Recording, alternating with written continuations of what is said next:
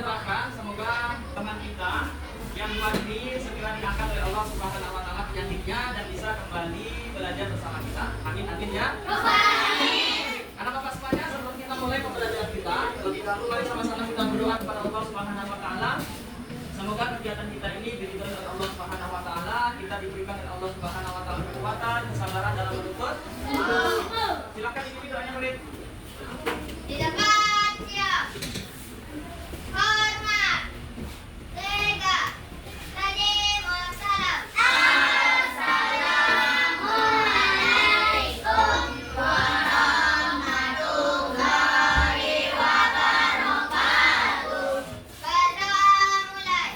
Bismillahirrahmanirrahim. Asyhadu an la ilaha illallah wa asyhadu anna Muhammadar Rasulullah. Raditu billahi rabba wa bil Islam madinah wa bi Muhammadin nabiyya wa rasulah. Rabbi zidni ilma warzuqni fahma. Artinya dengan nama Allah yang Maha Pengasih lagi Maha Penyayang. Aku bersaksi bahwasanya Tuhan selain Allah, dan aku bersaksi bahwa Nabi Muhammad itu utusan Allah. Ya Allah, benar-benar ilmu dan tertinggi dan satu.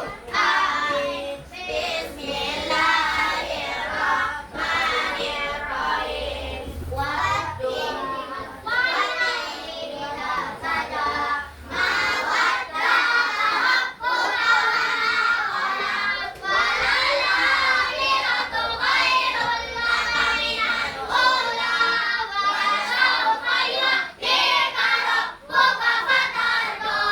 Alam yajidka yatiman fa'awa wa wajadaka dhalan fahada wa wajadaka a'ilan fa'agna wa ammal yatima fala taqhar wa ammas sayyida fala tanhar wa amma bi ni'mati rabbika fahaddits. Sadaqallahul azim. Selamat pagi Pak. Pagi. Yes. Alhamdulillah, pada pagi hari ini kita dipertemukan kembali oleh Allah Subhanahu wa taala dalam keadaan sehat walafiat. Salawat dan salam kita kirimkan kepada Nabi Muhammad. Allahumma shalli ala Muhammad wa ala ali Muhammad. Anak bapak semuanya, hari ini kita lanjutkan pembelajaran kita. Semangat pagi. Semangat pagi. Yes. Baik, anak bapak semuanya selalu semangat untuk belajar mendapatkan ilmu pengetahuan. Ingat ya, kita sebagai orang Islam harus berilmu, jangan mau dibodohi. Supaya kita tidak dibodohi, kita harus punya ilmu. Makanya, bagaimana cara untuk mendapatkan ilmu? Dengan cara belajar yang giat. Ya, Rasulullah Sallallahu Alaihi Wasallam menyampaikan kepada umatnya bahwasanya menuntut ilmu itu adalah wajib. Tahu hadisnya? Siapa yang hafal hadisnya? Qalabul ilmi fardhatun ala kulli muslim. Menuntut ilmu itu adalah kewajiban bagi setiap muslim, baik anak bapak yang laki-laki, baik anak bapak yang perempuan. Wajib menuntut ilmu. Ibadah kita tidak ada dengan kita hari ini. Yang pertama, meyakini peristiwa Fathu Makkah dan Haji Wada dengan benar. Yang kedua, membiasakan perilaku kata menyerah sebagai bukti implementasi makna Fathu Makkah dan Haji Wada. Yang ketiga, menjelaskan pengertian peristiwa Fathu Makkah yang dapat menjelaskan sebab-sebab terjadinya peristiwa Fathu Makkah. Dan yang kelima, menentukan perilaku mulia Rasulullah SAW dalam peristiwa Fathu Makkah. Dan yang keenam, menemukan perilaku terpuji. Dan yang ketujuh, menghubungkan peristiwa Fathu Makkah dan Haji Wada. Ini adalah pertanyaan nanti untuk anak bapak semuanya. Yang pertama, apakah Ananda mempunyai janji dengan teman? Sudah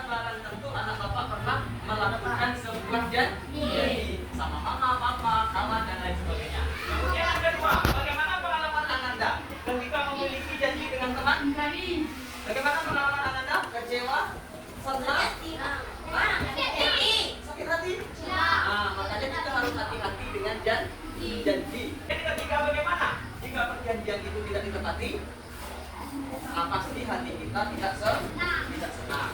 Baik anak-anak semuanya. Selanjutnya, ini kesepakatan kelas kita yang sudah kita buat bersama-sama. Yang pertama mendengarkan guru sedang menerangkan pembelajaran, dan yang kedua saling menghargai dan menghormati.